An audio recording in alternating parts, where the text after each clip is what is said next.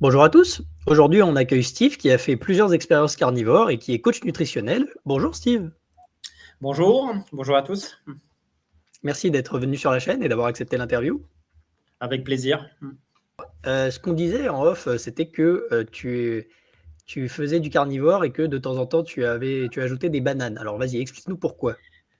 Alors, j'ai 3 expériences dans le carnivore. La première fois, ça remonte à 2 ans et des poussières, suite à l'interview qui a rien de surprenant de la fille de Jordan Peterson, Michaela, je sais plus son Michaela, prénom. Michaela Peterson. Et voilà, donc j'étais tombé dessus et puis ça m'avait intrigué. Ensuite, j'ai passé environ une trentaine d'heures à éplucher les espaces commentaires et regarder les d'autres témoignages. Influenceur carnivore. Et j'ai été, pour moi, ça m'a paru logique. Je me suis dit, ça a l'air très intéressant. Dans mon cas, j'ai pas de problème de trop métabolique, dans le sens où j'arrive à conserver un poids de forme assez propre. Bien que j'ai un passif avec tout ce qui est gâteau, sucre, chocolat. Donc, il a fallu que je fasse pas mal d'allers-retours pour trouver la voie du milieu. Hein. Et donc, grosso modo, je ne sais pas si j'aborde la première expérience en carnivore. Si, fait. Alors là, j'ai fait environ 3 mois et demi. C'était ce qu'on se rapproche de la Lion Diet. Oui. Je mangeais du bœuf, des entrecôtes, des œufs et du beurre. J'avais un. Alors à ce moment-là, je me focalisais pas non plus comme un fou sur le gras. Après, je vais développer parce que ça s'est retourné contre moi à vouloir manger trop gras, trop rapidement. Donc, j'ai eu une superbe expérience. Ça m'a réglé les problèmes, par exemple, des tendinites, des raideurs musculaires, la clarté mentale. Je me suis retrouvé à pouvoir faire des sprints sans aucun échauffement. Ça a été un ensemble de choses très positives. Si vous appréciez cette interview et le contenu de la chaîne, je vous invite à vous abonner, à liker la vidéo et à laisser un petit commentaire, car c'est cela qui aide la chaîne à grandir et à propager le message de la bonne santé au plus grand nombre. Si vous souhaitez me soutenir directement, j'ai aussi un Tipeee dont le lien est dans la description où je répondrai en priorité à vos questions. Merci à tous, retour à l'interview. Ouais, la deuxième expérience, donc c'était dans le cadre où j'étais voué à me déplacer à droite et à gauche, et je mangeais dans des restaurants, sachant que à ce moment-là, j'étais toujours en Thaïlande. Ils aiment bien les huiles végétales, ils aiment bien les produits transformés. Je me doutais que c'était ça. Et donc, alors quand je demandais une omelette au fromage, et ben, ça ne me réussissait pas très bien, sachant que je n'avais pas forcément la garantie de la qualité du fromage en question. Dans cette deuxième phase, j'ai expérimenté de diminuer. Pour la première fois, j'ai mangé 3 repas par jour. Ensuite, je me suis amusé à jouer avec les jeûnes et l'augmentation du gras. Alors, pour le jeûne, j'ai l'impression que ça a eu un impact sur ma prise de poids. Là, pour donner une idée, je fais 1m70 pour 72 kg. En carnivore, je suis plus à 71. Hein. J'ai été monté à 74 alors que je ne mangeais pas non plus. Je mangeais normalement. Après, il y a peut-être aussi le paramètre d'avoir voulu de diminuer les protéines trop vite et de rajouter du beurre.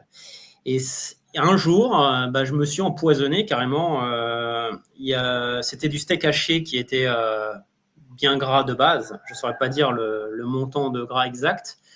Cependant, je rajoutais du beurre. Et j'avais constaté qu'avec le saumon, le steak haché gras, ça pouvait me filer des nausées.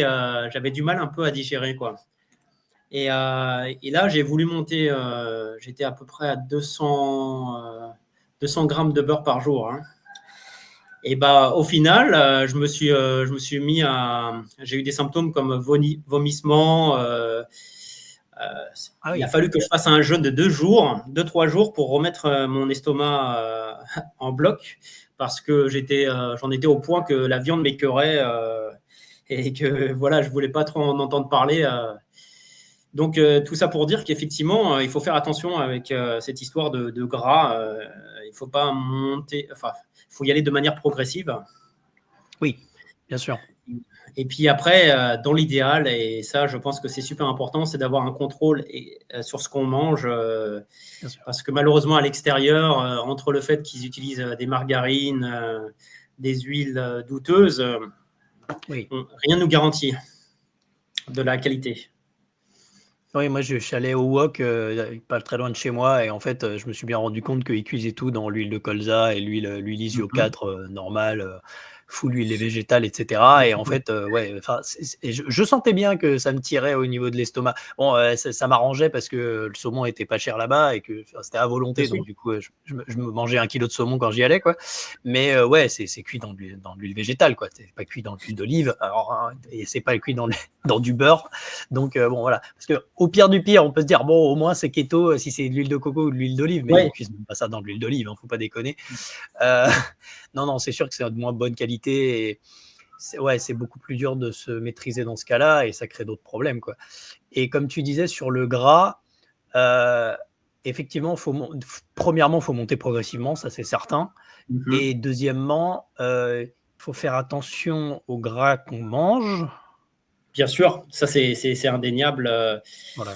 La qualité du gras, et j'ai des gens ici qui sont capables d'avoir des symptômes par rapport à l'alimentation.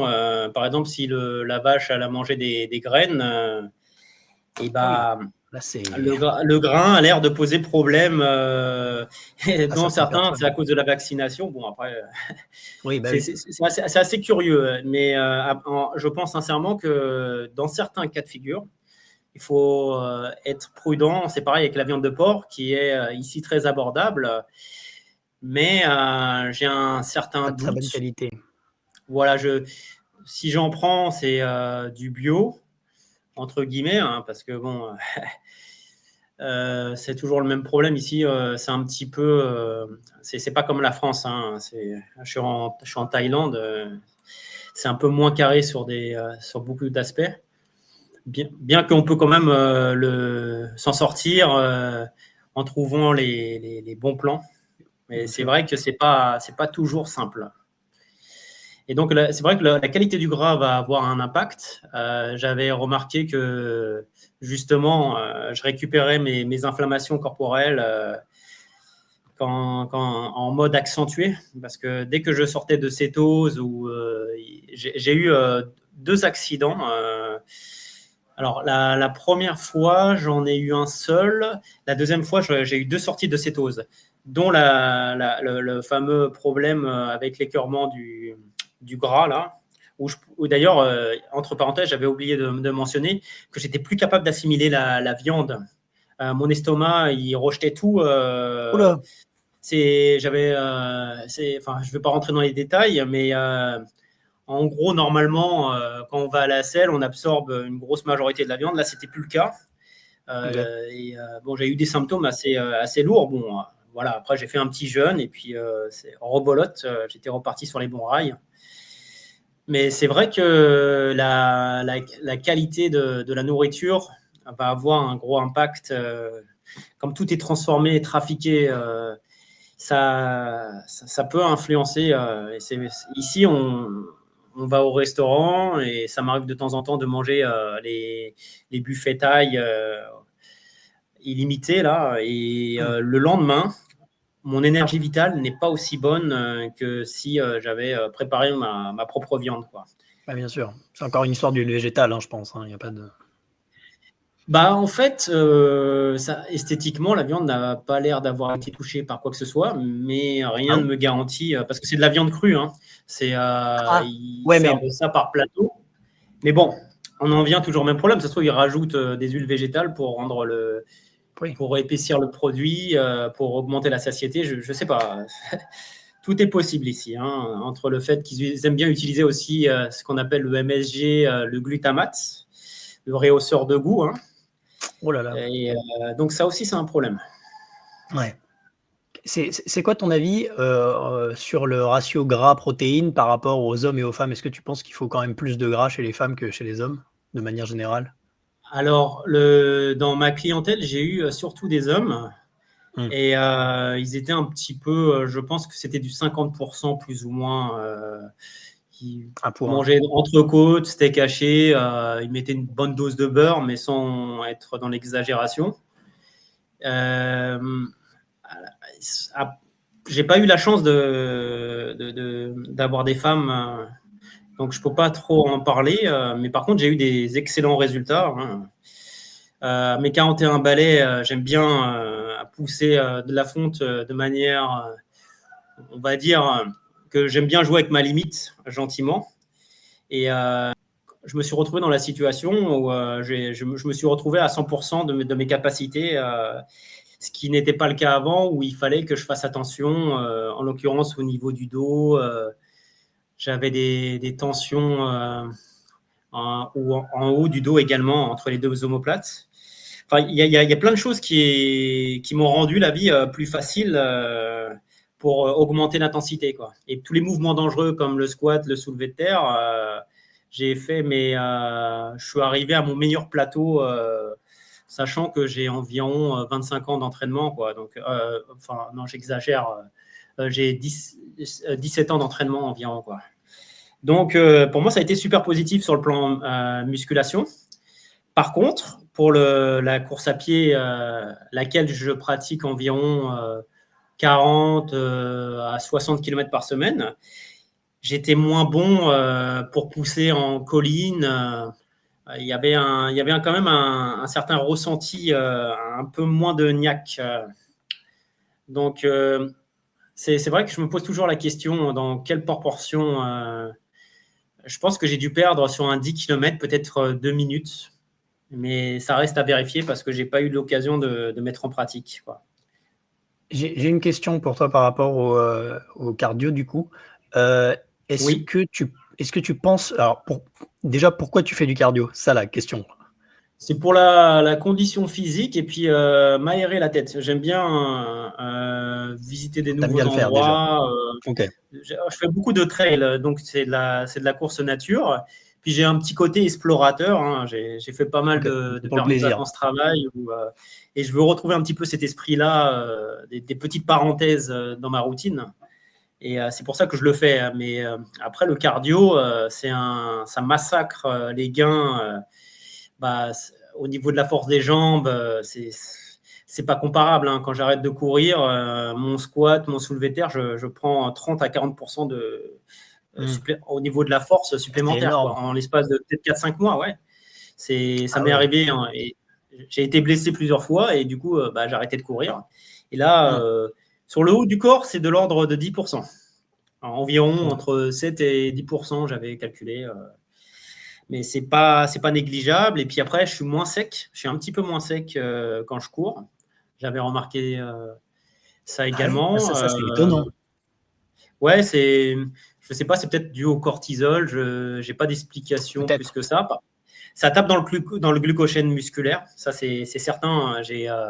J'arrête de courir. Au bout d'une semaine, j'ai un effet bien plein. Ça joue pas beaucoup sur mon poids de corps, mais quand même, c'est notable, quoi.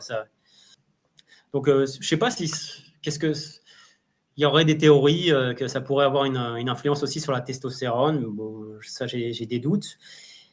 Mais il n'en demeure pas moins qu'il y a un plateau que j'atteins et qui est difficile à. Je peux jouer avec, mais il ne faut surtout pas que je cherche à aller au-delà, sinon je vais en payer les conséquences, quoi.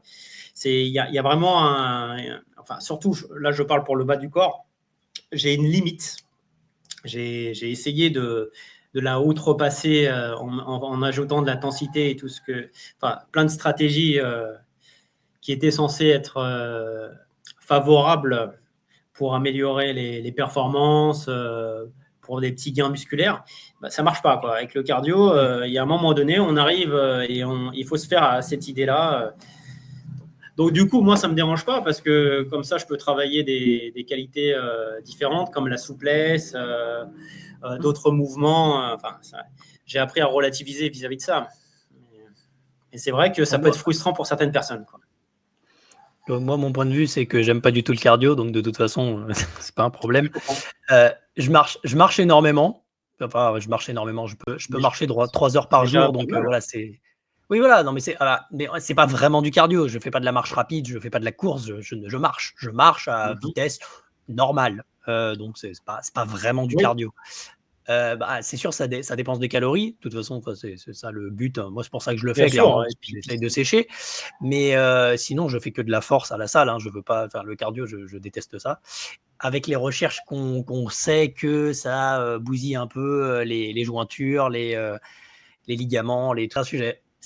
en fait, la vérité, c'est que souvent, on va être en bonne position au niveau cardio, le cœur, pour faire des longues sessions.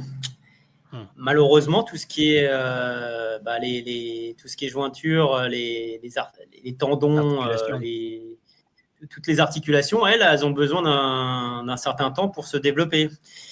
Et c'est Mmh. difficile parce qu'il faut se freiner, il faut se cadrer pour pas en faire de trop. Et donc, ça paraît souvent contre-intuitif. On ne peut pas lâcher prise. On est obligé. Je me suis mis à courir, par exemple, avec les Five Finger, les Vibram, les chaussures qui ressemblent à rien.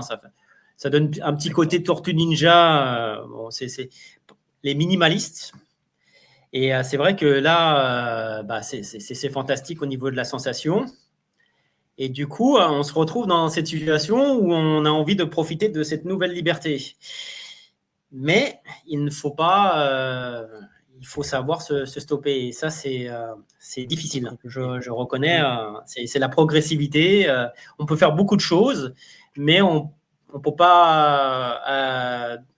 Il faut de la récupération, quoi. C'est nécessaire et c'est d'où le cadre, d'être capable de se cadrer. Et je comprends. Pour la course à pied, c'est souvent comme ça, hein. Moi, il y a plein de personnes qui me disent qu'ils sont incapables de courir plus d'une heure. Je l'ai fait avec des ex-copines. On a fait des sessions de 1h30, chose qu'il ne faut pas faire, hein, mais bon, elles étaient déjà en bonne condition physique, donc ça s'est très bien passé, mais elles se sont retrouvées à faire en maintenant la même vitesse, parce que aussi le paramètre vitesse va avoir un gros impact, et d'être capable de se stabiliser, Mmh. de s'économiser, hein. Et donc, beaucoup de personnes ils se retrouvent à faire des bornes, et puis en plus en aisance respiratoire, parce qu'ils ils se freinent au niveau, ils vont pas trop vite, parce que ça se joue à pas grand-chose, hein. Des fois, c'est un demi-kilomètre à l'heure qui va faire que ta qualité de course va être différente. Donc, moi, j'utilise la course à pied comme un peu un état méditatif. Mmh. Je suis dans mes pensées. Et puis, effectivement, 2 fois par semaine, je me rentre un petit peu dedans gentiment. Je fais des collines, je fais du fractionné. Mais la course à pied, c'est pas, pour moi, c'est un peu l'antipode de ce que je fais en musculation, c'est-à-dire cours intense où je force.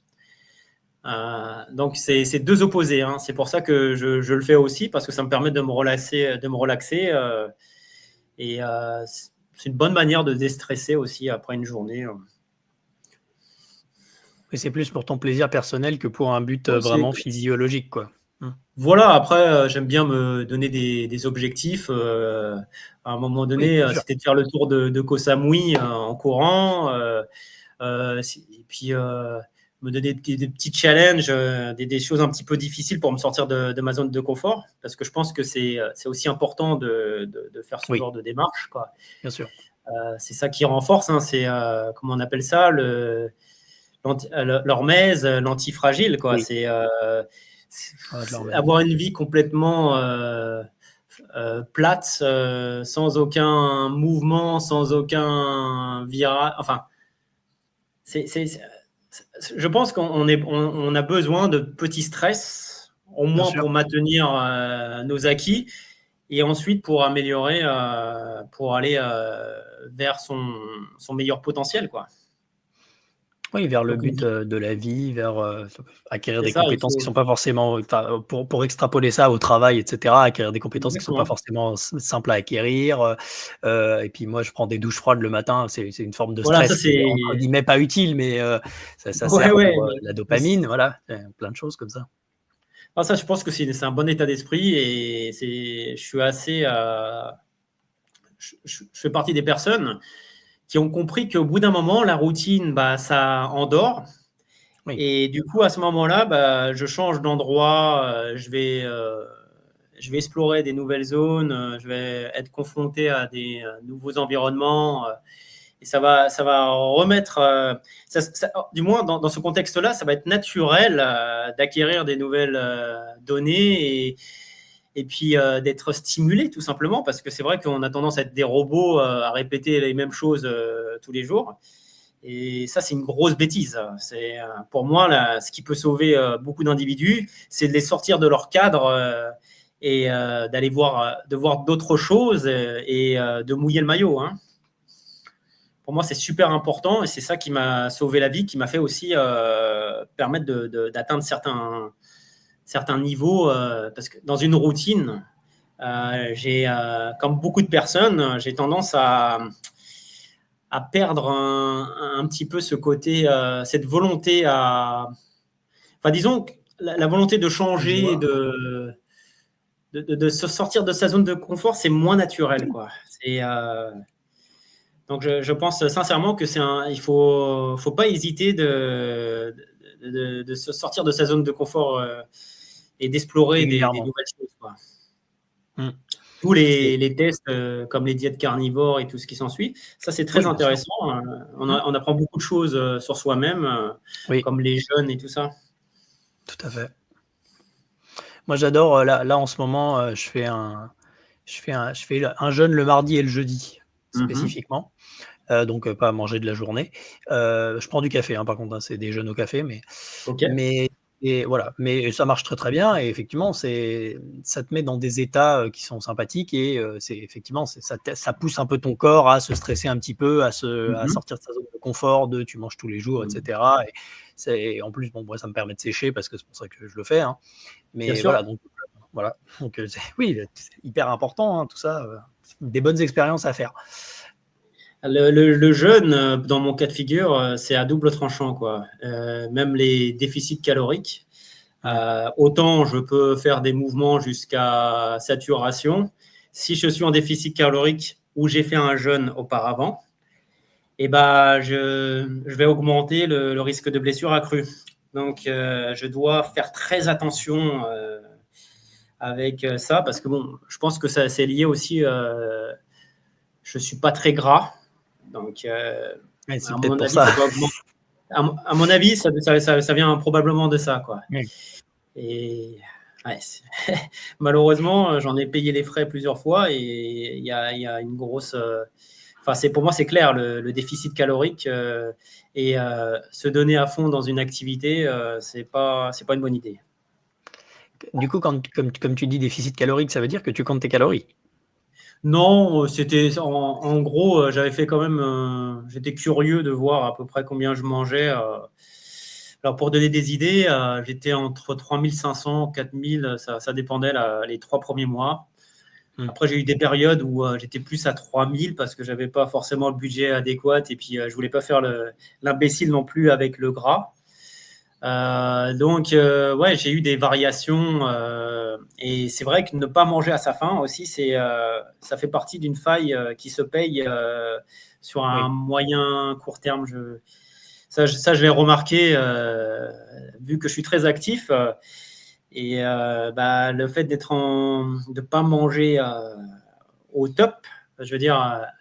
Par exemple, en ce moment, je mange, pour donner une idée, 800-900 grammes de steak haché à 30%, 4 œufs avec l'équivalent de, je pense que c'est les 4 jaunes d'œufs en général, peut-être 50 grammes de beurre par jour.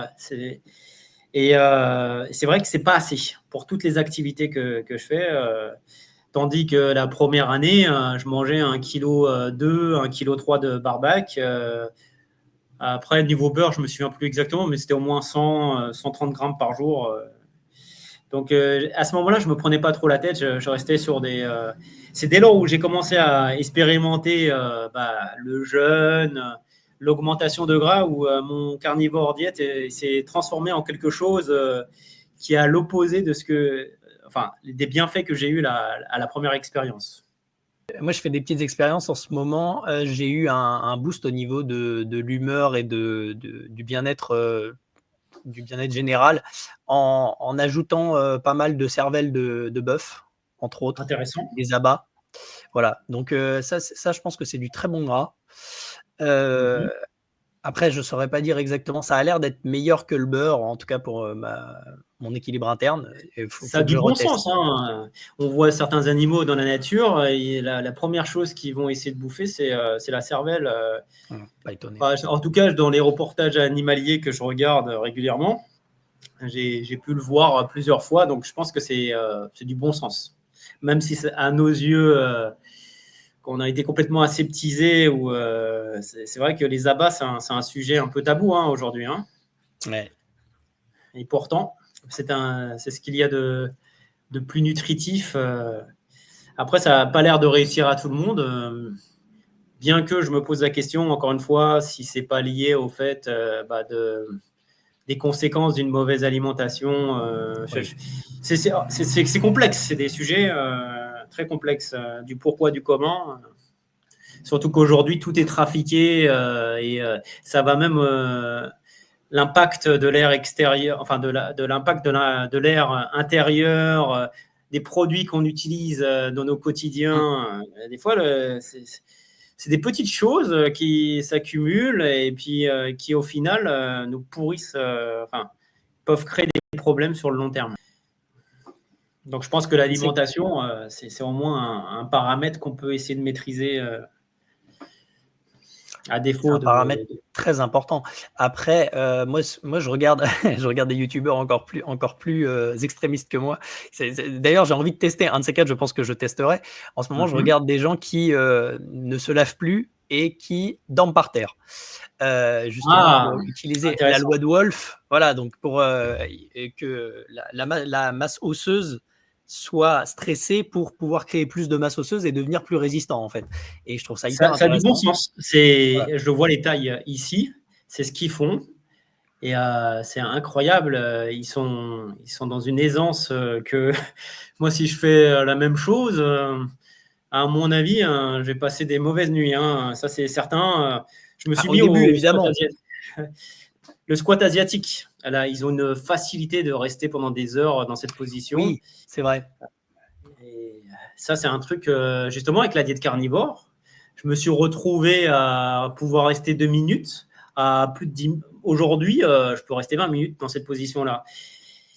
Je pense que c'est lié aux céréales. Pour le coup, je soupçonne que ça venait des pâtes, de certains produits comme ça que je mangeais, qui avaient tendance à réduire ma masse musculaire. D'ailleurs, il y a eu une expérience assez amusante. C'est quand je suis passé en carnivore, les gens, ils ont vu ma foulée. Elle était beaucoup plus libre. Parce qu'avant, je dirais pas que je courais comme Robocop, mais j'étais quand même un peu tendu. Hein. Et résultat, c'est vrai que je me suis retrouvé dans cette situation où là, j'ai compris que je pouvais, par exemple, faire des exercices d'étirement dans la même séance que la musculation sans me blesser, quoi. Ce qui n'était pas le cas auparavant, quoi. Donc, il y a quelque chose avec la souplesse et je l'ai lu plusieurs fois dans les espaces commentaires. Je soupçonne le blé, mais je n'ai pas de garantie. Ça fait probablement des dégâts. Hein. De toute façon, dès que c'est un peu glucidique et qu'il y a beaucoup de glycation à l'intérieur du sang, c'est un peu compliqué, quoi. Ça crée des inflammations. Le problème des céréales, c'est qu'ils ont fait il y a eu des grosses mutations.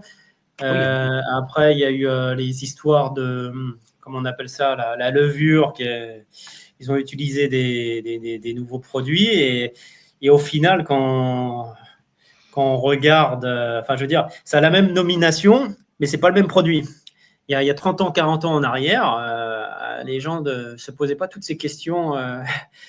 Et même si je pense que les céréales ne sont pas la nourriture adéquate pour l'homme, quoi, hein. Non. Pour moi, ça me paraît évident, hein, mais c'est toujours pareil. C'est des débats qui peuvent causer des problèmes. Parce que, par exemple, moi qui aime bien la nourriture italienne, c'est vrai que c'est un peu frustrant parce que les pizzas, les pâtes, toutes ces bonnes choses qui aujourd'hui me manquent pas plus que ça, hein. Quand j'ai fait, pour information, j'ai fait 7 mois consécutifs en carnivore. C'était la 3e fois. Et du coup, ça m'a retiré toutes ces envies. Oui. Bien qu'avant, j'étais quand même en paix avec moi-même, hein, parce que franchement, la balance entre un plaisir éphémère sur le court terme et un bien-être global, pour moi, c'est vite. Il n'y a pas de débat, hein. Je tranche, je choisis le marathon au sprint. Mm. Donc, c'est vrai que ça, c'est quelque chose que beaucoup, dans des anciens interviews, j'avais remarqué que on aimerait bien échanger nos corps pour faire comprendre ce qu'on ressent. Oui.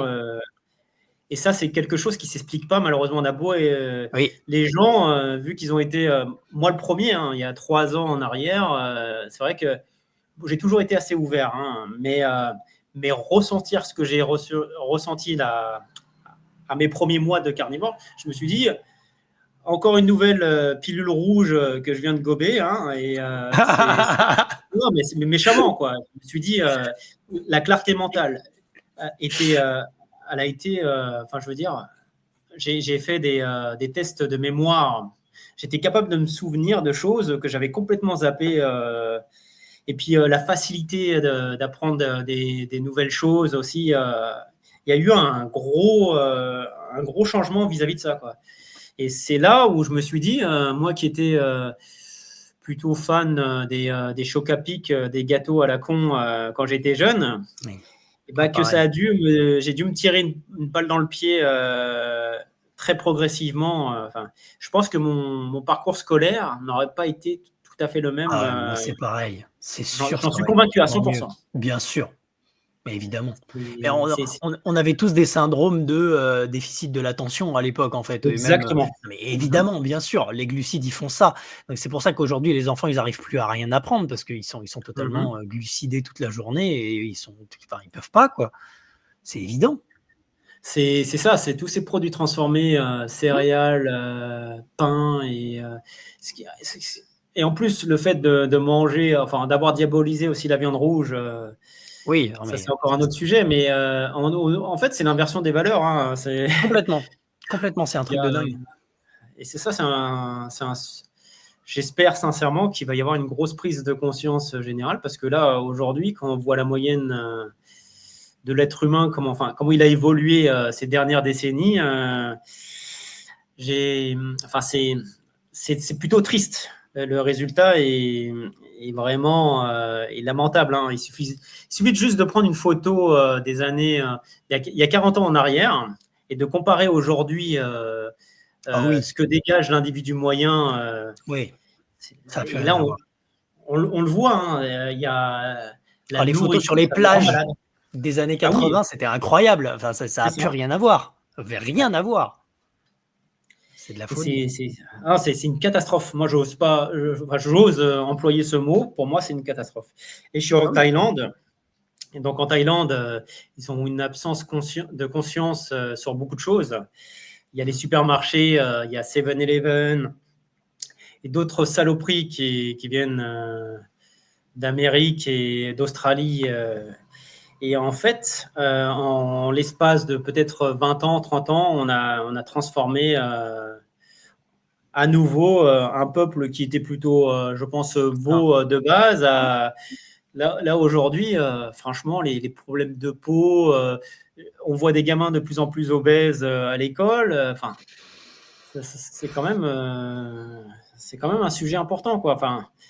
Pour moi, c'est flagrant, hein. Mais après, c'est vrai que quand on a normalisé ces choses-là, bah, c'est comme l'odeur de merde, hein. Au bout d'un moment, on finit par s'y habituer, On mais bon, s'habitue.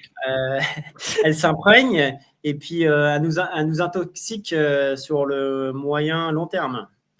Ça. Donc, c'est ce qui se passe avec le citoyen moyen où on lui a fait des recommandations.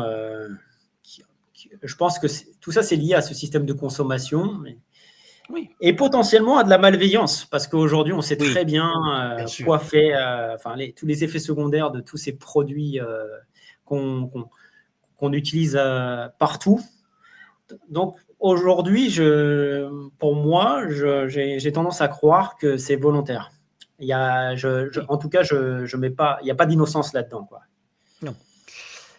Moi, j'ai bon espoir que ça va s'améliorer avec Robert Kennedy, entre autres, qui va foutre un coup de pied tout là-dedans. Voilà, évidemment, bien sûr. J'espère aussi. Voilà, J'espère aussi.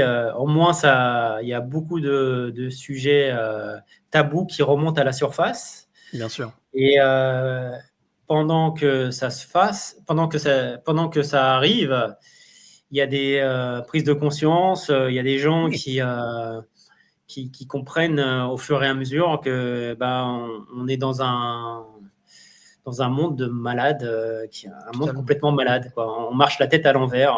Et j'ose espérer, sincèrement, j'espère qu'on va aller dans cette direction-là où il va y avoir une grosse prise de conscience sur tout ça parce que c'est dramatique. Encore une fois, ça nous touche. Ça devient de plus en plus difficile en fait de pouvoir contourner tous ces problèmes-là, quoi. Oui, C'est quand on est dans le système, dans cette espèce de oui, matrice, oui, totalement. on est voué à faire des compromis, mais certains compromis, je pense, c'est comme aller vendre son âme au diable, hein, c'est dans le sens figuré. Bah, quand on n'a pas l'information, on peut se dire qu'on vit dans l'ignorance et Bien entre sûr. guillemets, c'est pas notre faute. Mais à partir du moment où on a l'information, c'est clairement de l'ignorance, volontaire. C'est-à-dire qu'on C'est on ça. reste dans nos addictions volontairement alors qu'on sait que c'est pas bon et Mhm. voilà, c'est l'histoire de la pilule bleue, pilule rouge, ça m'a fait rire quand tu as dit ça, mais c'est exactement ça, hein. Bien sûr que c'est C'est ça. choisis de ne pas voir et comme ça, tu peux rester dans ton monde, qui est faux et qui est une illusion totale et tu voilà. Mais la plupart des gens sont comme ça. Bah oui, c'est de l'autodomestication. Bien sûr. Moi, l'éveil enfin, la prise de conscience de beaucoup de choses, ça a été fait dans la souffrance parce que au final, je veux dire, j'imagine que quelqu'un qui a une vie facile, qui est cadré dans son truc, ça se passe plutôt bien. Ouais, mais je pense quand Il y a même qu'il y a pas, des déprimes passagères. Je pense quand même ouais. que même les gens qui disent entre guillemets qu'ils vont bien et Mhm. qui sont OK, je pense que, ils ont des fluctuations hormonales qui font Bien qu'ils ont sûr, des mais déprimes passagères, des trucs pas terribles et ils sont c'est beaucoup moins obligé. stables que s'ils mangent carnivore, voilà, donc c'est quand même triste. Après, cette question de carnivore, bon, là, je mange 95% de viande et Mmh. je casse la cétose avec des bananes parce que je suis voué encore à nouveau à me déplacer. Et enfin, je suis dans une situation un peu compliquée. Tout ça pour dire qu'il fallait que je sois un peu plus adaptatif parce que c'est vrai que quand j'étais 100% carnivore, et enfin, que je ressentais les effets d'une sortie de cétose ou d'avoir mangé quelque chose qui n'était pas adéquat. Le prix à mon niveau était quand même assez élevé, hein. Je me suis blessé au pied au niveau du talon d'Achille parce que justement j'ai mangé c'était de la viande qui n'était pas de bonne qualité, sûrement avec des huiles végétales. Enfin bref, je me suis retrouvé avec un corps enflammé du jour au lendemain.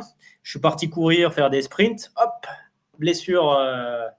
Et ça, c'est vrai que sur le plan adaptatif, en termes, enfin c'est un peu une stratégie pure, quoi. Et donc c'est pas simple quand on est en mouvement, surtout sur le plan financier, quoi, hein, parce qu'il faut pouvoir Oui, assumer d'acheter un kilo de viande dans un restaurant, quoi, hein. y a pas un équivalent d'un Uber Eats ou un truc comme ça pour te faire Il y a livrer plein, des courses d'un peu loin ou il y a des choses comme ça. Ah oui, oui, en Thaïlande, il y a tout ce qu'il faut. On a on a mais je veux dire pour te faire livrer des grosse courses compagnie. directement plutôt qu'aller au resto, quoi.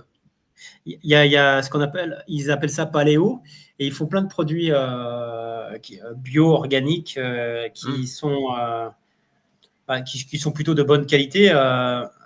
Il y a plein de systèmes, hein. Celui qui veut, il peut toujours. Mais après, quand on est en mouvement à droite et à gauche, on n'a pas d'adresse fixe, Ouais, c'est plus compliqué. Donc, ouais, je vois. mais bon, en tout cas, les allers-retours, mes petits allers-retours de revenir dans une diète, alors ça a été jamais une revenu totale. Enfin, mes ennemis, j'ai appris à les connaître au fur et à mesure, hein. Donc, je sais j'ai un petit problème, voire un gros problème avec les céréales. Euh, Ça se Par fait. contre, les fruits, j'ai réussi à les adapter, bien qu'au début, j'ai ressenti de l'anxiété quand j'en mangeais, j'avais Ouais, moi, des c'est effets ça que ça fait. secondaires, mais on s'adapte. Après, aujourd'hui, je pourrais pas S'adapter à dire un si poison, bon. c'est la question que je me pose. Est-ce que c'est vraiment un poison? Je vais Moi, je pense devoir, de toute façon, au niveau d'ici janvier, je vais microbiologique, revenir en carnivore. Hmm. OK. Ouais, on peut, il y a plein d'arguments, hein, mais j'arrive à être plutôt pas mal, hein, dans mes bottes avec une alimentation comme j'ai aujourd'hui. Après, je pense que c'est pas optimal. J'ai Mmh. encore des choses à peaufiner dessus, à expérimenter pour trancher. C'est délicat parce que le corps, lui, par exemple, le fait d'avoir fait 7 mois consécutifs et d'être revenu à des aliments classiques, bah, j'ai eu des temps difficiles. Mon corps n'était plus du tout adapté. Mmh. Bah, oui. Je dois dire, c'était pas très agréable. Ça a Mais duré deux c'est la mois grande environ. question. C'est la grande question. La grande question, c'est est-ce que parce que la plupart des gens, ils se disent ça, en fait. Quand ils sont carnivores, enfin, quand ils voient des carnivores de l'extérieur, ils disent: «Oui, mais quand tu manges un légume après, tu as des tonnes d'effets secondaires, c'est pas normal, ça veut dire que tu n'es plus adapté» et cetera. Mais moi je enfin, maintenant je dans ma tête, c'est pas Mhm, du tout ça. Dans ma tête, bien c'est sûr. oui, tu as des effets secondaires importants parce que ton corps est en forme, parce qu'il a mangé ce qu'il fallait et que du coup, il réagit beaucoup plus que quelqu'un qui est habitué à être empoisonné, en fait. Et c'est pas forcément une mauvaise chose dans le sens où en fait ton corps te dit bah, c'est pas bon pour Mhm. toi en fait, mais de façon plus forte qu'une personne lambda. Et, C'est- et les c'est- personnes, voilà. Je pense que on est un peu le fruit de nos habitudes. Et c'est un peu Oui, bien le sûr. problème, c'est que quand on mange super clean, Mm. et bah, c'est ce qui s'est passé. Ils avaient fait des expériences avec des peuplades dans des îles qui ont eu la nourriture la plus saine possible.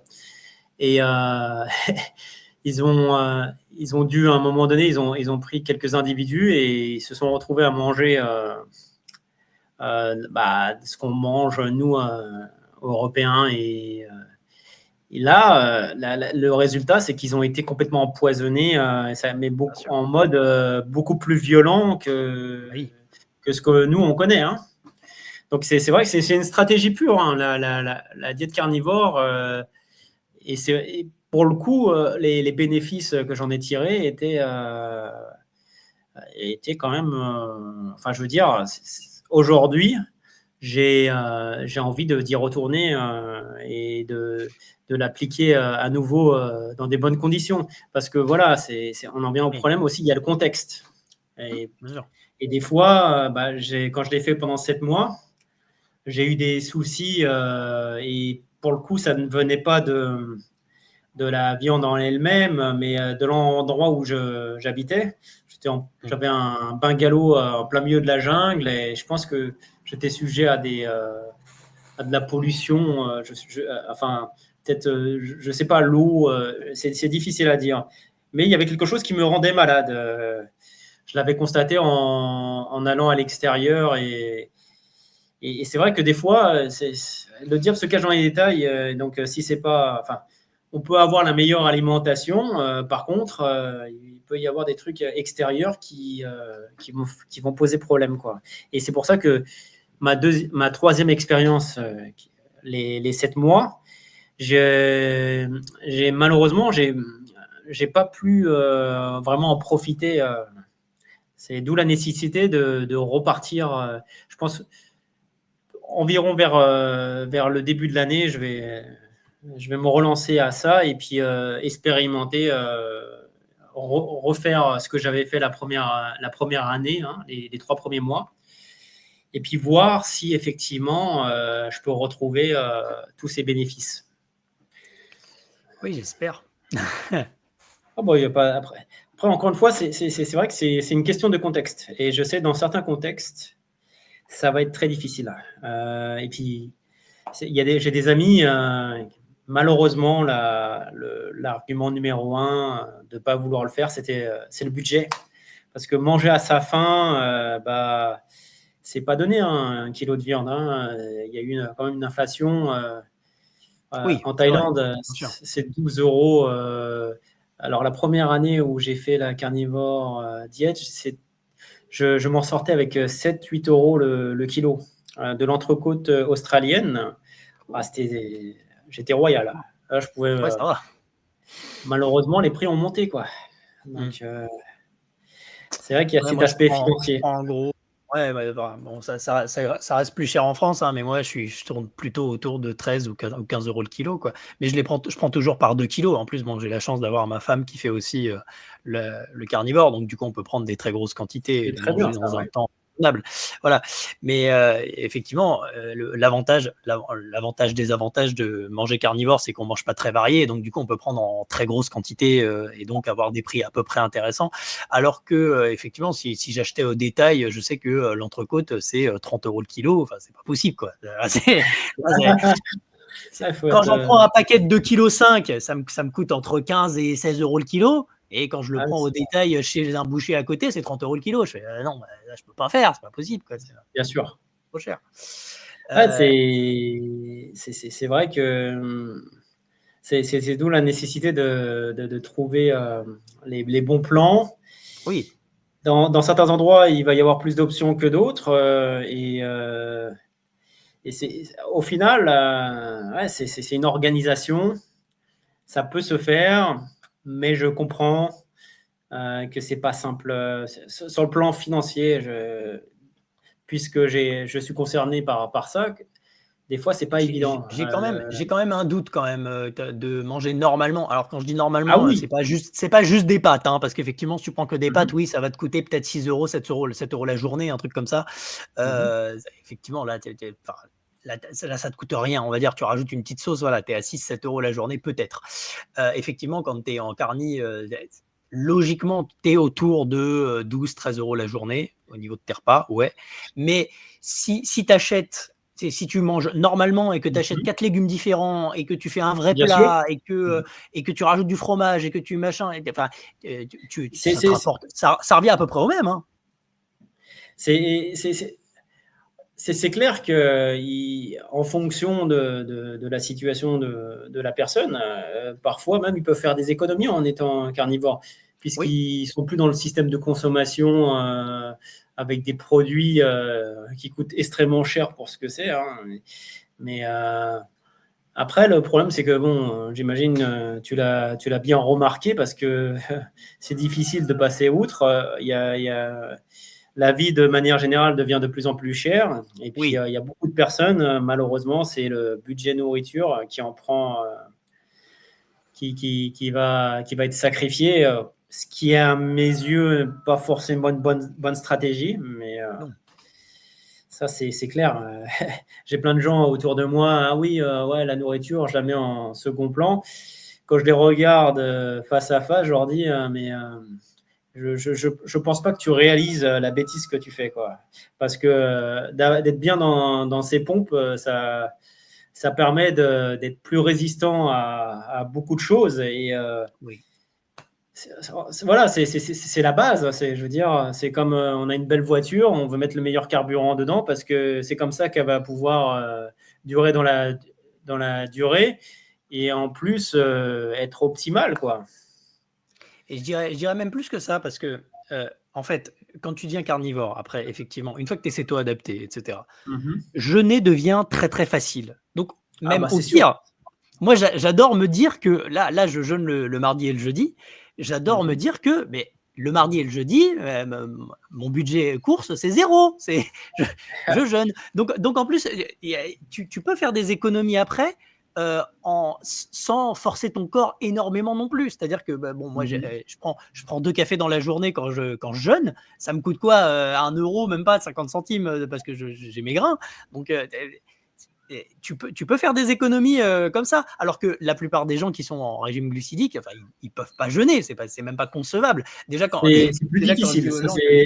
ah oui, non, mais Il va y avoir des moments beaucoup plus difficiles, ça c'est clair. ah bah oui, Quand j'avais fait la troisième fois que je suis rentré que j'ai pratiqué la diète carnivore, j'ai fait un jeûne de 7 jours et j'ai recommencé par manger de la viande directement. J'ai eu aucun symptôme de la grippe cétogène. C'est mm, passé comme une lettre à la poste. C'était avec tout ce qu'on dit, ouais, il faut prendre de jus de légumes, blablabla, blablabla. Bah, moi, je me suis dit, ça, c'était pas logique. Donc, j'ai repris une alimentation classique et ça s'est très bien passé à mon niveau, quoi. Et j'ai pu récupérer aussi mes perfs plus rapidement que la première fois où j'avais fait seulement un jeûne de 2 jours, quoi. Donc, c'est un peu une manière brutale de faire les choses. Pour le coup, c'était juste une expérience que je voulais expérimenter dans le sens où j'avais entendu parler des bienfaits à partir de 5 jours. Enfin bon, ouais, les je me suis cellules dit, souches. voilà, et je me suis dit, allez, pourquoi pas.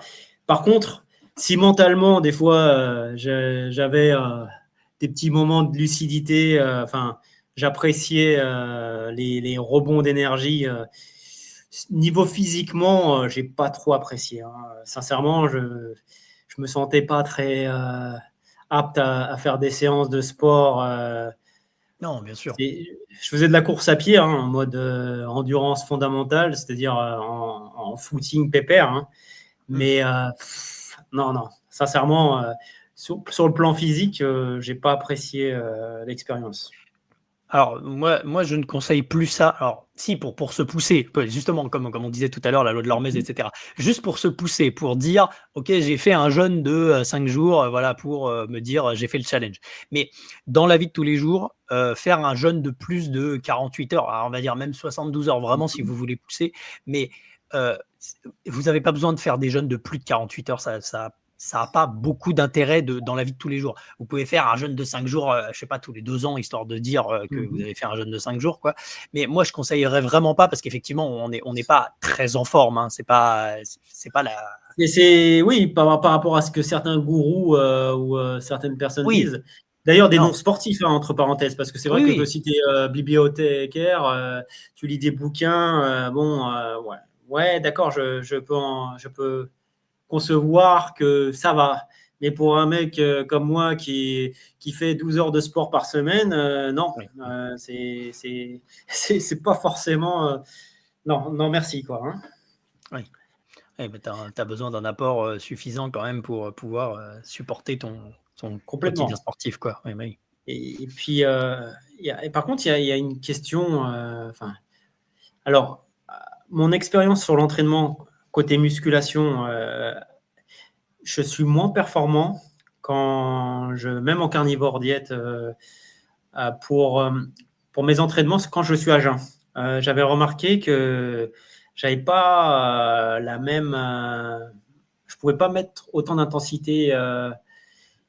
Et quand je l'avais pratiqué pendant quelques jours, je sentais que je m'approchais un petit peu de la blessure. Après, c'était un cadre assez particulier, donc je ne peux pas avoir de certitude. Mais j'ai l'impression que quand je m'entraîne à jeun, côté musculation, c'est pas, je ne suis pas à 100% de mes capacités. Bah, moi, mon expérience personnelle, c'est que je ne m'entraîne que à jeun. Le matin, je prends OK. jamais de petit déj avant d'y aller. Donc c'est le matin, je me réveille, je prends mon café et je vais à la salle. Alors j'ai pas de problème, mais je ne porte pas j'essaye pas de faire des PR tous les jours. Donc Ouais. je veux pas porter du très, très lourd. C'est pas ça mon but. Là, en ce moment, je fais même plutôt l'inverse, c'est-à-dire que je fais, de la musculation, avec des répétitions qui vont à plus de 15 répétitions par set, quelque chose comme ça. Donc je OK, prends ouais. des poids pas très lourds et comme je prends des poids pas très lourds, bah, je risque pas de me blesser, hein, c'est très, très rare. Ça limite. Donc Ça voilà. effectivement, ça limite pas mal, ouais. Mais j'ai Ah, pas vu c'est de changement à la performance et moi même je dirais que c'est OK, l'inverse, c'est-à-dire que si je suis en digestion pendant que je fais un entraînement, c'est une catastrophe. C'est-à-dire qu'il faut, OK. je suis vraiment pas bien.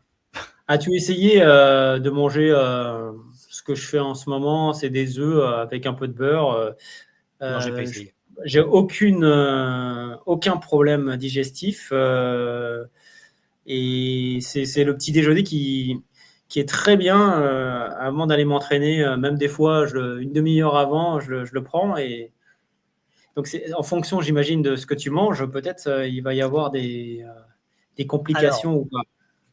de mon point de vue, mais parce que moi je suis un gros adepte du jeûne intermittent et cetera, Je comprends. je ne voudrais pas faire des tout petits repas, c'est-à-dire c'est ça, genre manger 4 œufs et du beurre. Ça me paraît pas, hem, ça me paraît pas ancestral comme Intuitif. façon de manger. Oui, voilà, intuitif, exactement. Parce que moi, quand Mmh. je mange jusqu'à satiété, vraiment, et voire un peu plus que satiété parce que je suis un gros mangeur. D'accord.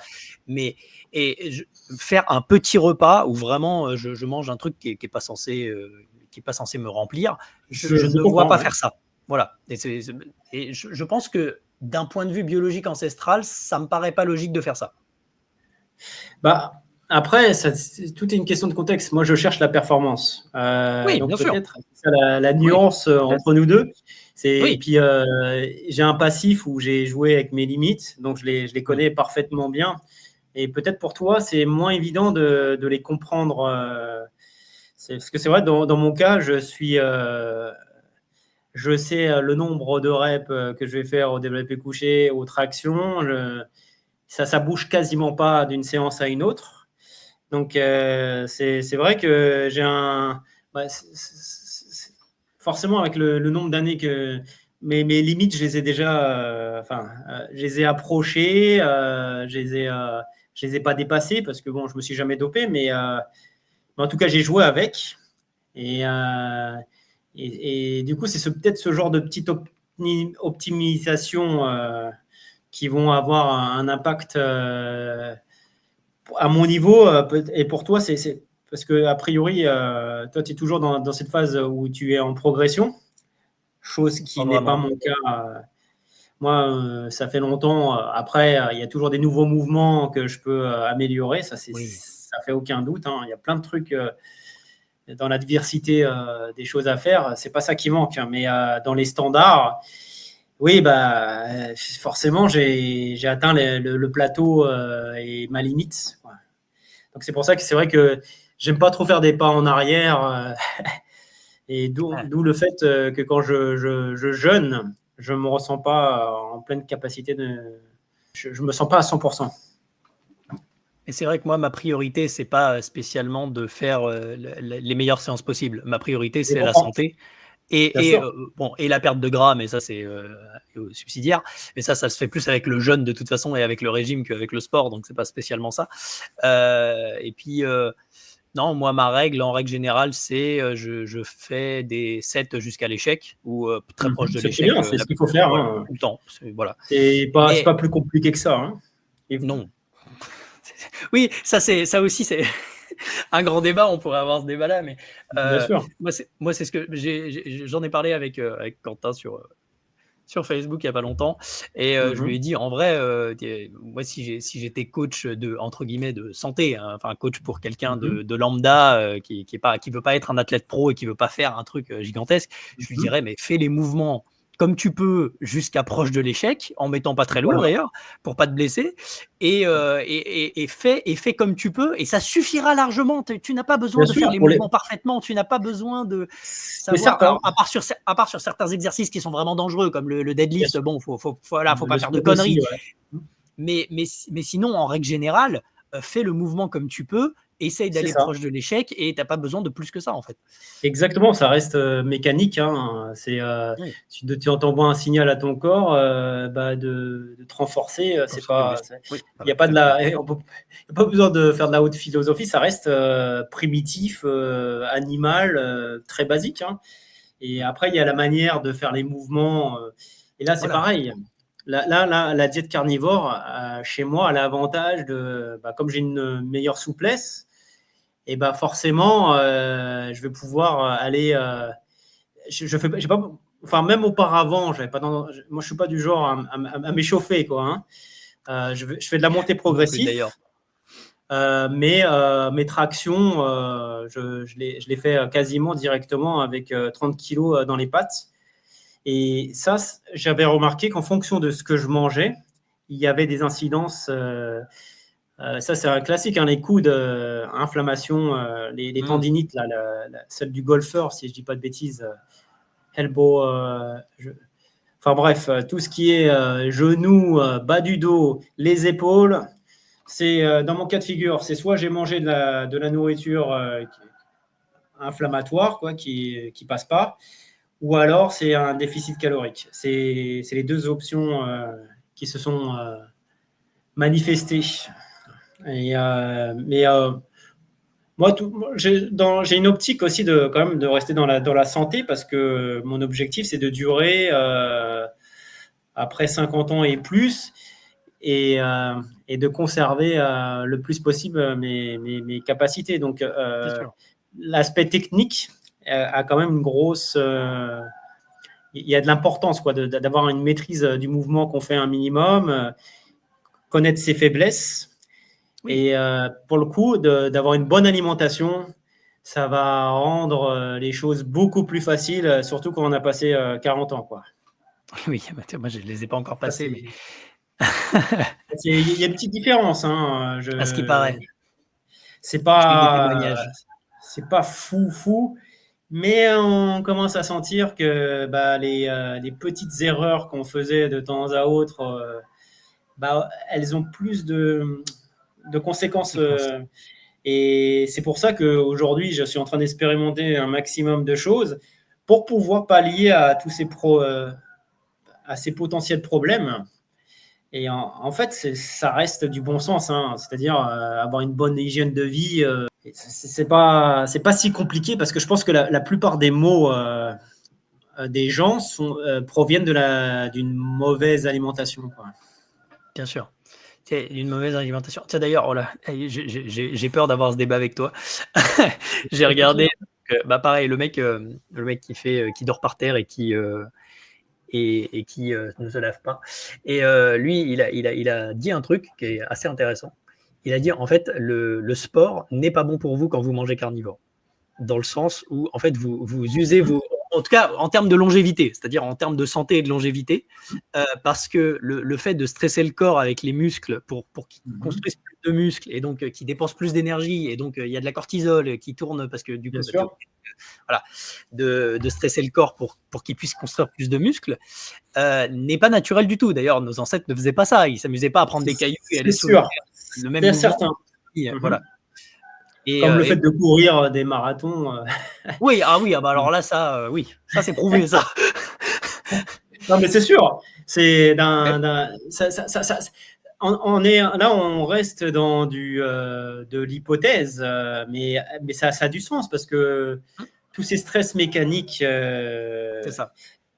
et encore, j'ai envie de dire que ça va dépendre il va y avoir plusieurs paramètres. Mais chez les sportifs professionnels, qui pour le coup, en général, utilisent certaines pharmacies, là on voit que c'est très clair que c'est usure prématurée.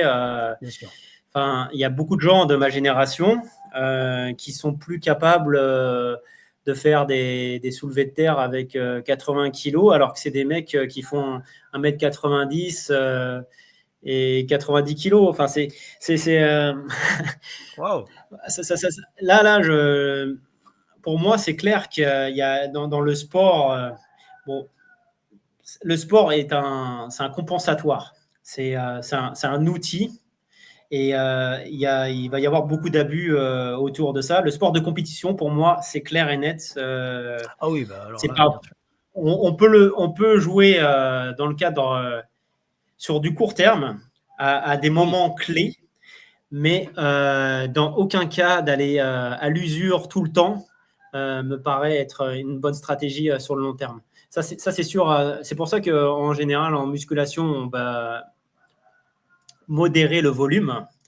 Parce que de toute façon, à part augmenter le temps de récupération, il n'y a aucun bienfait de faire trop de volume. Et dans mon cas, je fais par exemple 3 séries par chaque mouvement. Je me limite à 3 gros exercices, 2 à 3 gros exercices pour tout ce qui est, enfin par chaîne musculaire, on va dire. Et au final, c'est des séances où je fais 5, 6 exercices et je ne vais jamais, à part sur la série où je m'approche de l'échec, je ne vais pas me tuer à l'usure. J'ai pas. Je me suis entraîné avec des gens dopés, hein, et alors j'arrivais à suivre dans une moindre mesure, mais les jours derrière, il me fallait 5 jours, 6 jours pour pouvoir récupérer de ce genre de séance, quoi. ah oui, C'est traumatisant, c'est stupide. Mais Mm. effectivement, après, on n'est pas dans la même catégorie. Non. Tous ces produits, faut jamais faut jamais se comparer avec quelqu'un qui prend des produits dopants. Ça, c'est une règle d'or, hein. Il y a beaucoup de tabous vis-à-vis de ça en disant, mais non, il faut quand même, faut faire ce qu'il faut derrière. Et ben, moi, j'ai vu des gens en prendre qui n'étaient pas enfin, qui vendaient pas du rêve de base et puis se transformer en cheval de course, quoi, hein. Oui, Alors bien sûr. peut-être certes sur un court terme, parce Mais que ça, ouais, c'est un effectivement sacrifice. c'est un sacrifice. Il y a des effets secondaires Oui, et c'est propre à chacun, à sa génétique. bien sûr. Mais pour autant, moi je sais que par exemple j'essaie de débloquer la traction à un bras. Si je prenais de la testostérone, ça serait Oui. bouclé au bout de 3 semaines. 3 semaines, je l'ai, la traction. J'en ai même plusieurs parce que aujourd'hui, je suis très proche. Là, ça fait 1 an que je suis dessus. Mais tout ça pour dire que oui, aujourd'hui, le problème, c'est qu'on nous véhicule des mauvaises. C'est un peu comme Kill Bill, là. Tous ces films à la con où c'est absurde. C'est d'aller à l'usure. Mais c'est pas ça ce qu'il faut, hein, pour se conserver sur le long terme. C'est très important de savoir justement de se retenir et puis d'être dans la qualité un minimum aussi, d'avoir une conscience du mouvement qu'on fait, quoi. Et, et ça, malheureusement, beaucoup de gens dans les salles de sport ont tendance à pousser comme des idiots et puis après, 10 ans plus tard, ils se retrouvent comme des handicapés et ça il y en a plein, hein. Ils sont légion, hein. Donc C'est quand d'où tu la dis pousser comme nécessité des idiots, de. c'est plutôt au niveau stéroïdes ou c'est de manière générale En fait, ça comment? peut être les deux. Les deux. Les stéroïdes Oui, va carrément augmenter le prix de la dette, hein. Enfin, c'est pas ça que je veux dire, mais les oui, stéroïdes vont donner un gain de force, une masse musculaire, mais par contre, tout ce qui est ligaments, tendons, ouais. Mmh. c'est, ça se fait de manière progressive. On va passer outre ces limites très facilement avec ces substances. Et c'est ça le problème, c'est que, à mon avis, ça explique pourquoi les mecs qui sont souvent en très mauvais état passer la quarantaine, quoi. C'est qu'on va vraiment au-delà de nos limites. Et puis en plus, ça change l'état d'esprit, hein. J'imagine que quand on prend davantage de testostérone, ça doit motiver à fond. Oui. Enfin, moi, à mon niveau, je voudrais jouer avec mes limites. Si j'étais dans ce. Je ne me verrais pas me retenir. Et le problème, c'est comme pour la course à pied, il faut savoir faire les choses de manière progressive, quoi. Et ça, c'est le gros problème aujourd'hui. On veut tout et rapidement. Oui, On savoure plus le chemin, on veut le résultat. oui, exact. Et donc, ainsi le drame de nos sociétés. En fait, on est tous des camés, des consommateurs. C'est comme la fille qui va prendre un petit sac Louis Vuitton. Ça va lui faire, par son système de récompense, il va monter en flèche, mais ça va durer combien de temps, ça? Rien. Après, il faudra surenchérir avec autre Une chose. semaine. Voilà, c'est ça. Et ça, c'est le problème des cycle sans nouveaux fin. riches. Moi, j'ai eu de la chance et la malchance. Après, c'est toute une question de point de vue. Toutes les expériences peuvent être bonnes à prendre. Mais j'ai connu, entre guillemets, une forme d'abondance, comme en parallèle le manque. Et puis, ce que j'ai appris, c'est qu'au final, c'est la qualité et il faut, comment dire, savoir espacer certaines choses. C'est-à-dire que si tu prends tout ce qui est considéré comme le meilleur, au bout d'un moment, tu vas te taper un plateau où il n'y aura pas autre chose au-dessus. Et je pense que ça explique pourquoi les gens prennent des drogues ou des substances pour essayer de ressentir des nouvelles choses. C'est un petit peu le drame.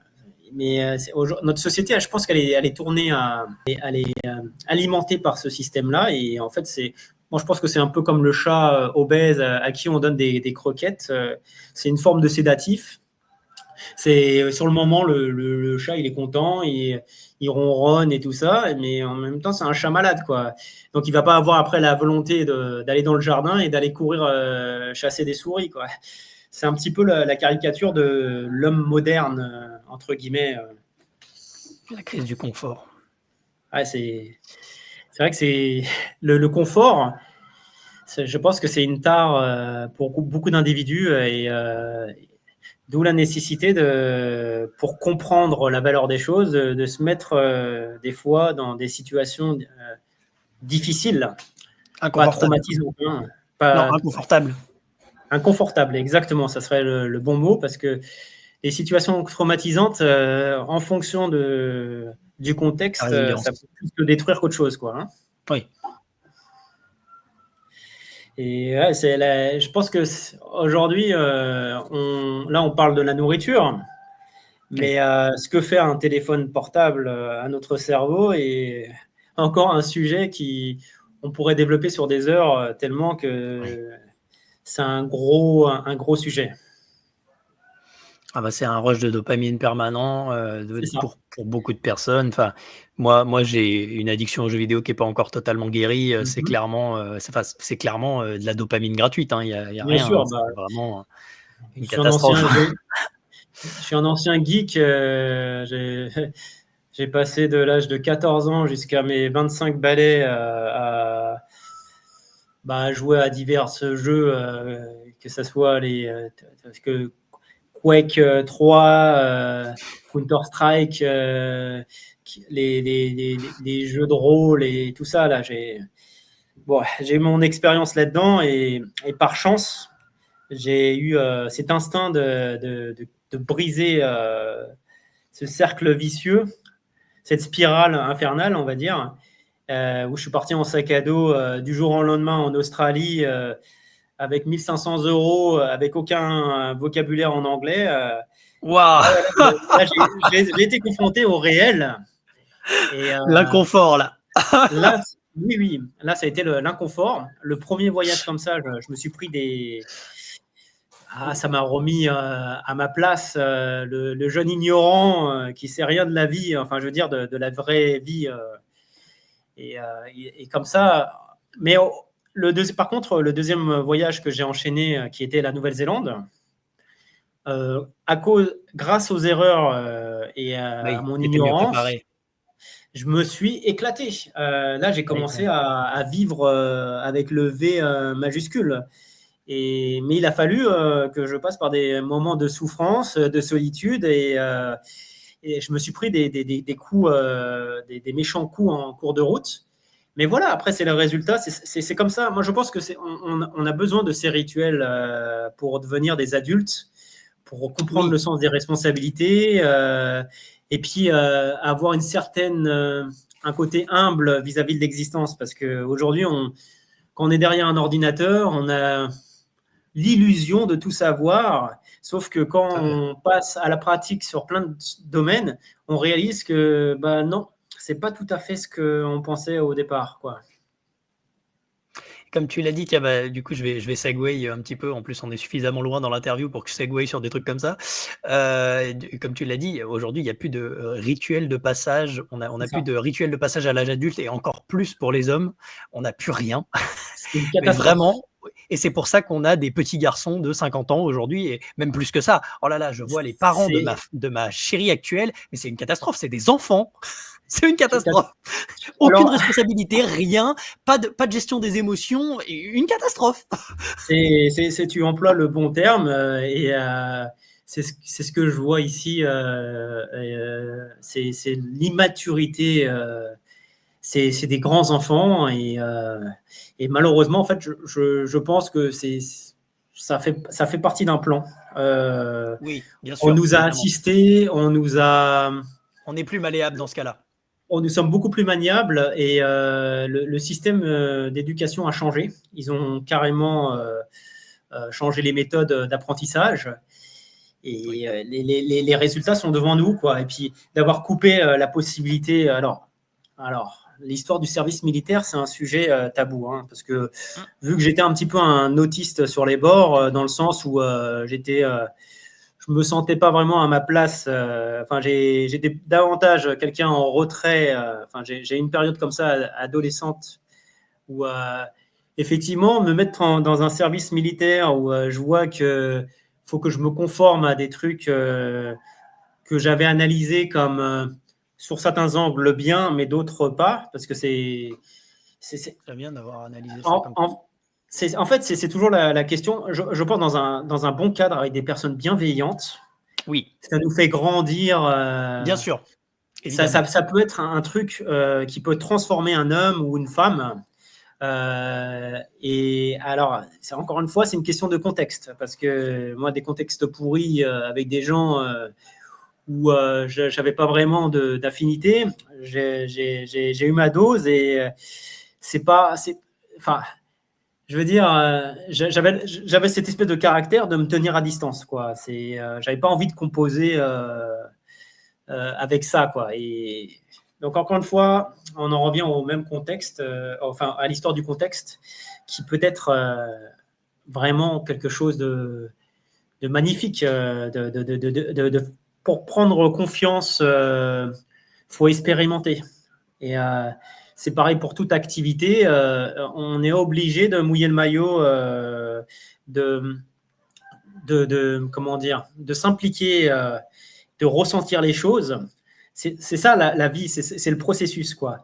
Et de se limiter à de la théorie, c'est complètement con. C'est de la connaissance morte. Oui. Le monde est vivant. C'est comme prendre un paysage en photo et ne pas prendre en considération que ce paysage-là va changer l'heure suivante, même les 5 minutes. La vie, c'est multifactoriel, c'est complexe et c'est seulement en allant, en s'impliquant dedans qu'on peut évoluer, quoi. Mais dans aucun cas, la théorie fera le travail, quoi. Bien que c'est toujours bien d'avoir un minimum de théorie pour pouvoir se construire, quoi. Et je pense que le point positif le plus flagrant qui pourrait être apporté par le service militaire, même si évidemment il y a plein de points négatifs, il y a plein de trucs qui ne vont pas du tout et qui ne vont pas. Mais moi, je pense que c'est pour ça que moi, j'ai beaucoup grandi, en tout cas. Parce que moi, je me suis mis à faire du sport qu'il y a 2 ans. Hein. Je n'ai pas ton background. Je suis allé à la salle parce que pour des raisons de confiance en soi et de relations intersexuelles. Je pense que ce qui m'a le plus servi et qui sert le plus pour les gens qui ont fait un service militaire, parce que moi j'ai eu la chance de ne pas avoir à faire le service militaire, c'est la discipline, c'est apprendre la discipline. Se cadrer, ouais. Ouais, exactement et être forcé de se cadrer pendant un certain temps, de faire des trucs répétitivement, de faire des choses qu'on n'a pas forcément envie de faire, mais qu'on fait tous les jours parce Mmh que c'est comme mh. ça et c'est pas autrement et cetera. Ça pose un cadre qui est hyper intéressant pour Se la vie de manière structurer. générale. Voilà, Ouais. exactement et pour se structurer. Après, il y a un revers de la médaille quand c'est mal géré. J'ai Oui, pas mal de gens qui sont sortis de ça et qui l'ont pas pris de cette façon-là. bien Alors, sûr. sans aucun doute, ils ont gagné. Il y a un biais de négativité. Après, Oui, je ne m'amuserai pas à faire de généralité parce que chaque situation est différente. Mais il peut y avoir aussi le côté aliénant. Et ça, c'est un. Je veux dire, ça dépend de sa sensibilité.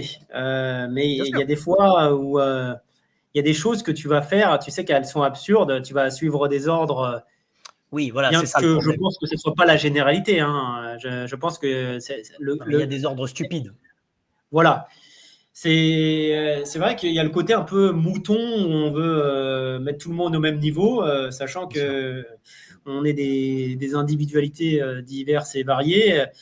Bien que c'est super important d'apprendre à vivre collectivement, hein, et ça, c'est la bêtise d'aujourd'hui, c'est d'oublier que toute cette société, elle fonctionne avec les autres et que ça devrait être important, euh, au contraire, de se soutenir les uns les autres pour aller faire quelque chose de plus équilibré. Parce qu'aujourd'hui, par exemple en France, qu'est-ce qui a ruiné ce pays? C'est l'individualité à outrance. C'est chacun reste dans son coin et Mmh. ignore ce que fait le voisin. Vas-y. Et alors, moi, je suis un grand solitaire. Enfin, j'aime bien être en bonne compagnie. Je cherche plus, on va dire, le côté qualitatif que la présence pour combler un manque. Bien sûr. Mais je veux dire, pour moi, même si je suis un peu en retrait sur pas mal de choses, ça me paraît essentiel de pouvoir fonctionner avec les autres autour de moi.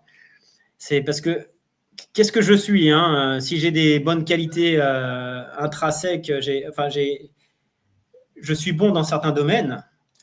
Dans d'autres, je vais être complètement à la ramasse et je suis bien content qu'une personne puisse prendre le relais Bien ou sûr.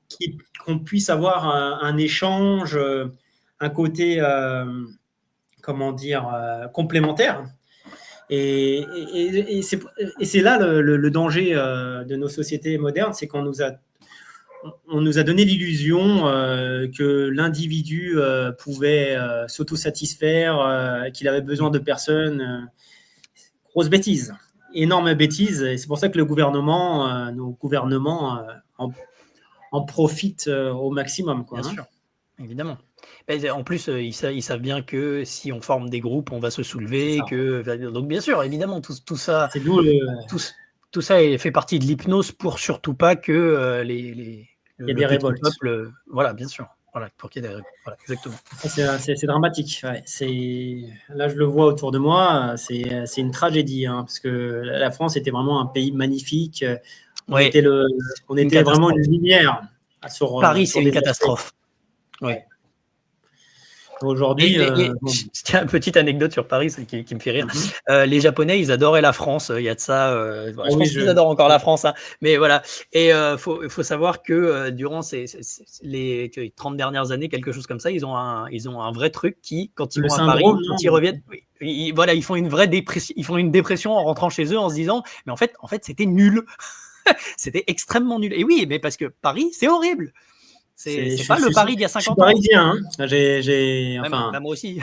je suis né dans le 10e arrondissement. J'étais en banlieue, j'étais à Antony jusqu'à l'âge de mes 6 ans. Et après, j'ai vécu dans le 13e arrondissement. Et effectivement, j'ai vu l'évolution, les quartiers impersonnels, les ghettos, cette Mmh. espèce de tristesse, cette grisaille ambiante, cette agressivité qu'on. Enfin, je sais pas, c'est pas un hasard que je me suis barré juste avant le Covid, hein. Ah bien joué, bien joué. J'ai- J'ai mon instinct qui me disait que j'avais besoin de vacances. J'avais terminé un poste et je me suis dit, allez, je m'en fous. On va se faire confiner sur une île paradisiaque. Et c'est ce qui s'est passé. Bien que c'était une situation un peu particulière sur des aspects, mais pour moi, le Covid, ça a été un gros... ça m'a permis de grandir davantage et d'être encore plus acteur de mon existence que je l'étais auparavant. Pareil. Et c'est vrai que ce qui s'est passé pendant... Enfin, on va éviter d'être censuré parce que c'est un sujet un peu tabou, mais pour moi, Voilà, c'est de la folie. Là, ah oui, complètement. ce qui produit, ici, c'était rigolo. Il y avait des trucs complètement débiles. Mais j'arrivais à conserver ma petite liberté d'aller courir dans la jungle, faire ce que j'avais à faire. Et c'était une autre façon de vivre l'expérience. J'ai eu le droit à des plages désertiques paradisiaques. On avait accès à une nature qui s'est renouvelée avec sa richesse. Quand on faisait du masque tuba, on avait la possibilité de voir beaucoup plus de choses que ce que peuvent voir les touristes actuels. Enfin, ça a été une expérience magique pour moi. Mais après, en contrepartie, j'ai perdu beaucoup de choses aussi. Il y a toujours un revers. Mais bon, moi, je suis plus je suis plus le loup que le chien avec son collier à la niche, quoi. Et bon, c'est ce que je mets en pratique le plus. Plus les loups que les moutons, oui, non, mais ça, c'est sûr. Et encore, mais moi, j'ai eu de la chance là-dessus. Je pense que je ne l'ai pas encore raconté sur la chaîne, ça, mais moi, j'ai eu la chance d'avoir une famille à majoritairement anti-empoisonnement. Et c'était très drôle parce que du coup, là où dans la plupart des familles, on mettait les Antilles de côté. Chez nous, c'était totalement l'inverse, c'est-à-dire que ceux qui sont allés se faire empoisonner, on leur disait non, mais vous dites rien parce qu'en fait vous êtes en minorité, donc taisez-vous. Voilà. Donc c'était très drôle. C'est absurde. C'était de la folie. Ce qui s'est passé. Franchement, je ne saurais pas le décrire, mais en tout cas, ça a touché l'être de beaucoup de personnes. Oui. Et j'espère que les gens, il va y avoir cette volonté de plus ça, quoi. Enfin, hélas. Mais on a tendance à oublier très rapidement aujourd'hui. Oui, trop d'informations, trop d'informations. Ça, c'est un problème. Et au-delà de ça, moi, je pense que hélas, ça a fait, en fait, ça a été exacerbé des deux côtés. C'est-à-dire qu'on a eu on a eu des gens qui sont devenus encore plus moutons qu'avant, encore plus empoisonnés qu'avant et encore plus dans la matrice qu'avant. Et on a eu des tonnes de gens qui se sont réveillés, qui ont dit non, mais qu'est-ce que c'est que ces conneries, arrêtez vos débilités. Et en fait, ça a créé encore plus un écart entre les gens qui ont suivi le mouvement et les gens qui se sont rebellés, quoi. Et ça, on peut en parler. C'est les deux. J'étais un mouton noir, mais tu vois, j'avais un ami qui travaillait dans le milieu pharmaceutique. Il m'avait envoyé très rapidement la base de données VAERS là, des États-Unis. Ah, les VAERS. La couleur était annoncée dès le départ. Dès le début, on savait que c'était complètement absurde de faire ça. Mais, oui. Et puis malgré tout, bien que j'avais les meilleurs arguments, non, j'étais un bouc émissaire pour certaines personnes. Bon, ça a été marginal. Globalement, les gens, j'arrivais à me faire comprendre et c'était plus de la soumission vis-à-vis de ça qu'autre chose, quoi. Mais après, voilà, moi, je fais partie des gens qui, aujourd'hui, essaient d'être le plus aligné possible avec ce que je ressens. Chose qui est... Je vais à contre-courant sur plein de choses, mais je pense que c'est super important de se retrouver un minimum et pas participer de trop à cette espèce de mascarade, à cette pièce de théâtre qui est le monde actuel, hein. En tout cas du côté occidental, quoi. Merci d'être venu. Où les gens peuvent-ils te trouver, Steve? Merci à toi. Je vais te donner mon Instagram et un email. Et après, je suis également sur le groupe Carnivore. Voilà. Parfait. Très bien. Eh ben, merci beaucoup. Merci à toi.